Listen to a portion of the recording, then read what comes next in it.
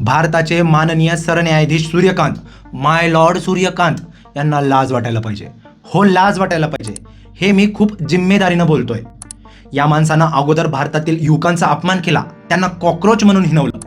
त्यानंतर काल जेव्हा दिल्ली प्रोटेस्टमध्ये आंदोलकांवर मुलींवर अत्याचार करण्यात आला, 15-16 वर्षांच्या मुलींचे कपडे फाडण्यात आले, काही लोक ही केस घेऊन सुप्रीम कोर्टात गेले. त्यावेळेस या माणसानं जे उत्तर दिले ना, ते ऐकल्यानंतर तुम्हाला सुद्धा याचा खूप राग येईल. सूर्यकांत काय म्हणाले माहिती आहे का त्यावेळेस? म्हणाले, मला टाईम नाही हे सगळे व्हिडिओ बघायला. हेच काम आहे का? हेच करत बसू का मी? मला खूप काम आहे.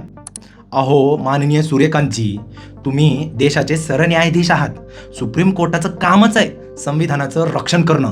काल जंतर मंतरवर संविधानाची अवहेलना करण्यात आली आणि तुम्ही संविधानाची हत्या होताना उघड्या डोळ्यानं बघताय आणि तुम्ही असं सगळं करताना देश तुम्हाला बघतोय.